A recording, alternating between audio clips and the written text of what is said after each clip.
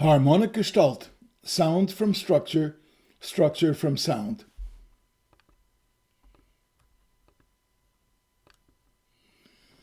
In 1931, Christian von Ehrenfels launched the Gestalt movement with his book Über Gestalt Qualitäten, where he introduces the concept of Gestalt, a whole that is more than a mere sum of its component parts.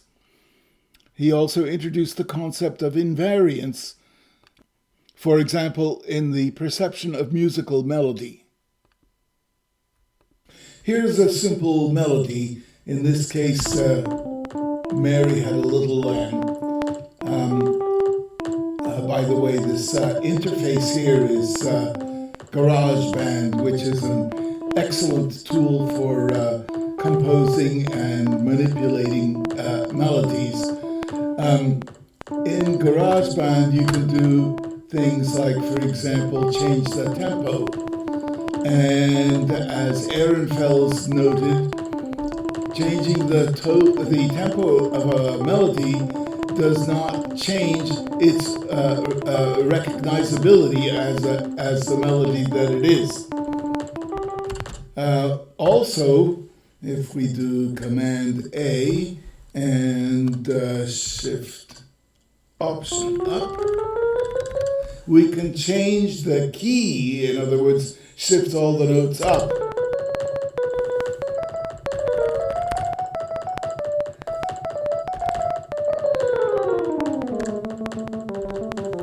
The melody is preserved independent of the key and also independent of the timbre or the musical instrument that is playing the melody.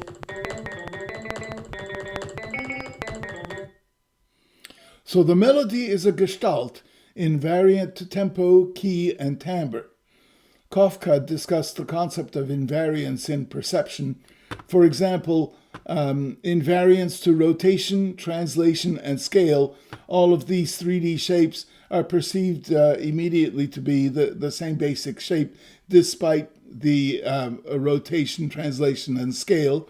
And also these, for example, these objects here are clearly distinguishable from those, even though they're composed of the same basic elements.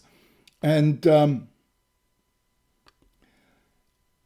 perception is also invariant to various distortions. Here's a perspective distortion, and these are morphological distortions, and also invariance to texture, or the texture elements in which the shape is depicted.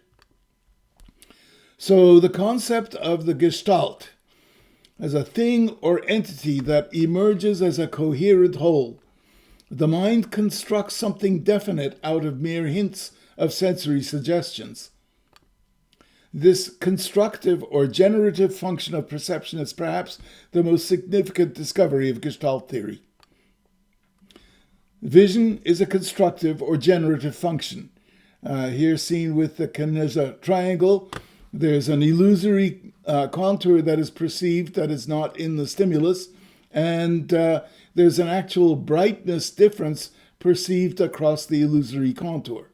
The experience contains more explicit spatial information than the sensory stimulus on which it is based.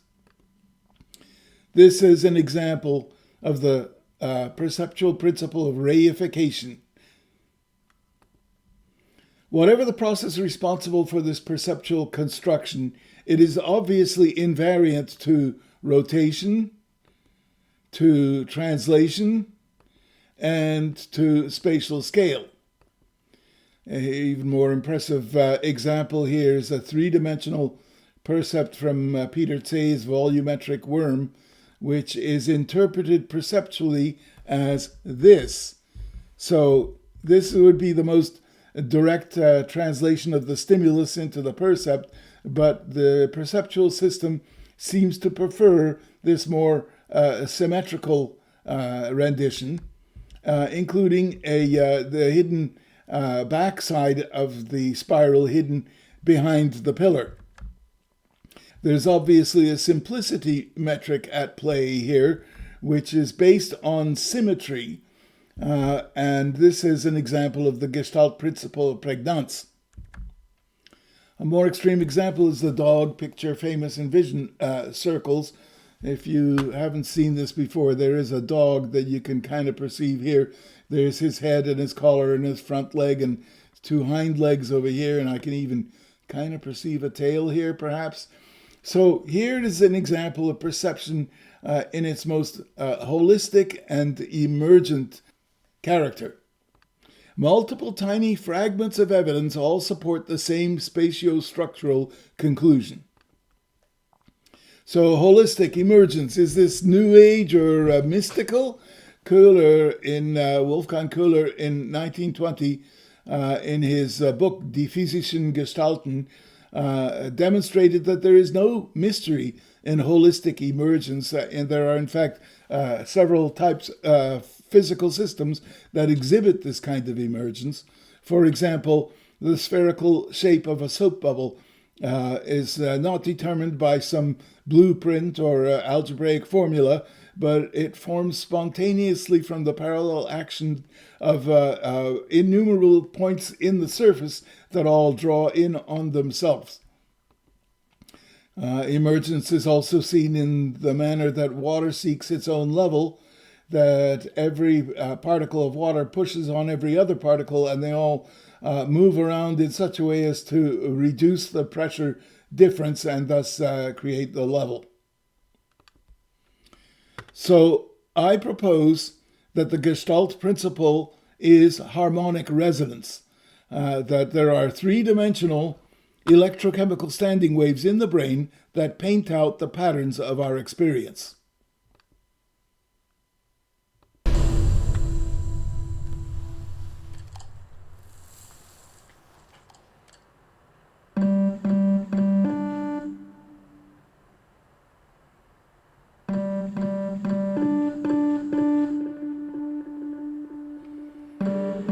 This is a Chladni plate that resonates at the frequencies that it's driven and generates standing waves on its surface.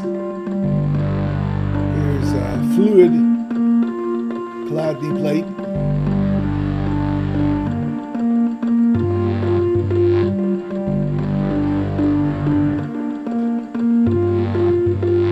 So here we see how a homogeneous medium generates wave-like patterns. Now, I propose a resonance model whereby a line that's in the stimulus will propagate parallel lines propagating outward from the central line. And this is, in fact, Huygens' principle, a wave principle whereby a line of point sources propagate a wave that travels at right angle to the line. So here we have waves, the edges of a triangle converging inward toward the center of the triangle, and I propose when it reaches the center, they bounce back and reflect back out to the periphery. Indeed, I propose that a triangle resonates in and out between its perimeter and its center of symmetry. The propagation also occurs outward from the triangle, and this accounts for perceptual grouping phenomena such as these squares here and those squares there. Mary Waller, 1961, played around with these Chladni plates of various different shapes. Here we see patterns that she found on triangular plates and here on square plates. And Mary noted that these patterns are distinctly ornamental in nature. Here are some ornamental patterns from a variety of different periods and styles, but all of them exhibit the Gestalt properties of symmetry and periodicity. Now, how do you draw pictures with waves? Let's ask Jerobeam Fenderson, who draws mushrooms on an oscilloscope. So he uses waves, electrical waves in wires to produce this image on the oscilloscope, and it's a cyclic representation.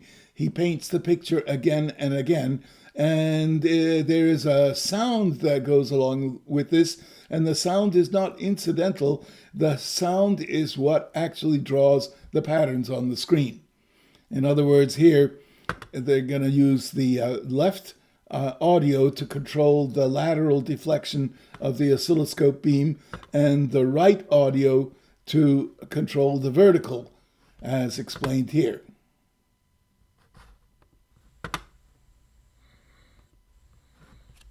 We're going to use our left audio channel for horizontal deflection and our right audio channel for vertical deflection. Now first we need a sine wave on our horizontal deflection channel and a cosine wave on our vertical deflection channel.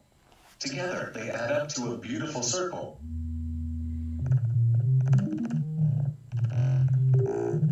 We can alter its size and shape by increasing or decreasing the volume of both channels. Now we add a sawtooth waveform to the right channel. Our circle or ellipse turns into a spiral. To get this spiral into the shape of a mushroom, we need to multiply our left channel with a sine wave of the same frequency as the sawtooth. But we're only gonna use the sine's last quarter. Of course, we want our mushroom to move, just like in real life.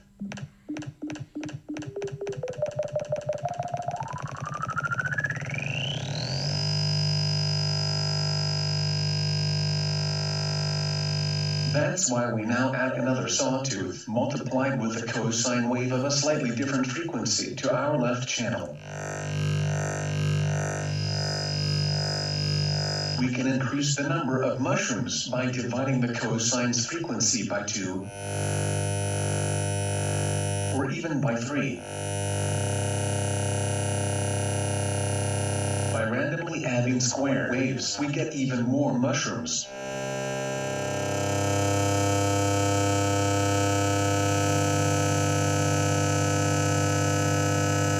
In fact, we can plant an entire field.